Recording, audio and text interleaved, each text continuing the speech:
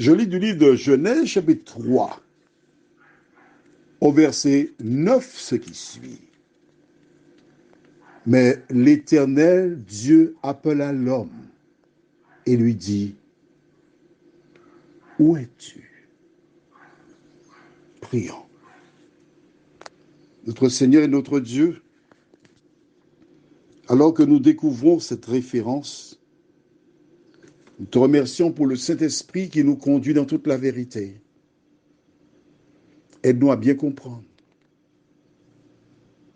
Nous t'en prions au nom de Jésus et pour ta gloire éternelle. Amen.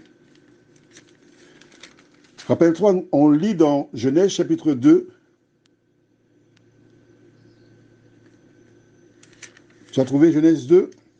Tu parles loin puisque tu es dans Genèse 3. C'est un peu devant.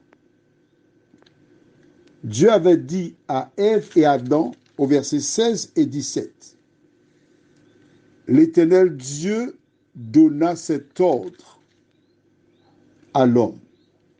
Tu pourras manger de tous les arbres du jardin, mais tu ne mangeras pas de l'arbre de la connaissance du bien et du mal, car le jour où tu en mangeras, tu mourras certainement.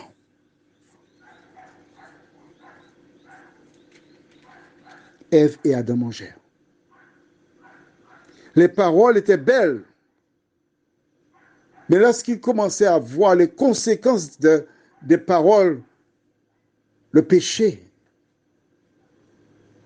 ils ont cherché une solution humaine. Ils ont peur de rencontrer Dieu. Ils font exactement comme certaines personnes qui ont péché et qui ont peur de rencontrer Dieu. Alors, ces personnes ne prient pas. Elles ne veulent pas prier. Elles n'ouvrent pas la Bible. Mais ce soir, je voudrais te présenter un Dieu d'amour. Et je voudrais utiliser une métaphore pour t'expliquer ça bien. Lorsqu'un bébé est naissant, il va souiller sa couche. La nuit, maman va se réveiller, enlever la couche, nettoyer, remettre une couche propre pour bébé. Que ce soit la petite ou la grosse commission.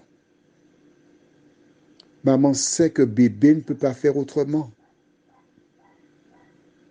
Le Créateur est omniscient. Il savait qu'Ève et Adam auraient péché. Il les voit prendre des feuilles de figuier, se débrouiller pour se couvrir. Mais Dieu part à la recherche de l'homme. Il ne reste pas là pour dire, bon, c'est ce qu'ils ont fait, je les attends. Au tournant. J'attends. Non. Pas du tout. Il part à la recherche d'Ève et Adam. Quand des hommes crucifièrent Jésus sur la croix, Jésus, que fit-il? Que dit-il? Père, pardonne-leur, car ils ne savent pas ce qu'ils font. Ceux qui ont crucifié le Sauveur n'ont pas demandé pardon. Jésus va mourir.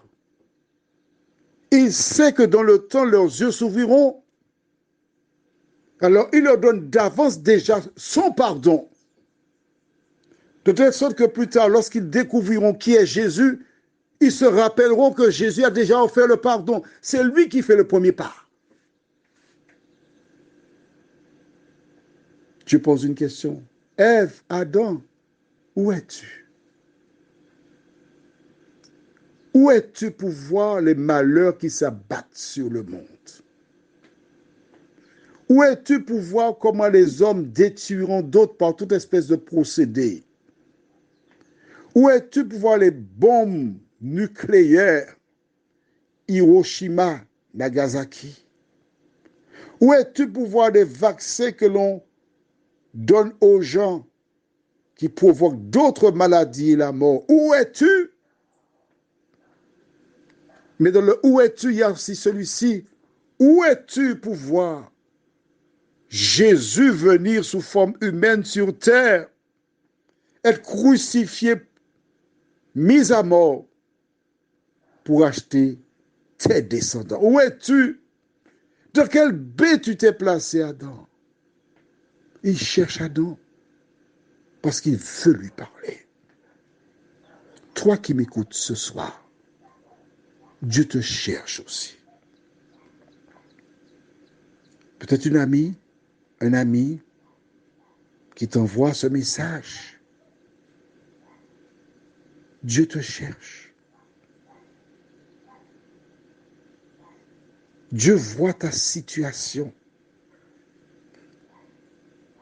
Ton seul recours, c'est de le prendre dans ta vie, tandis qu'il en est temps.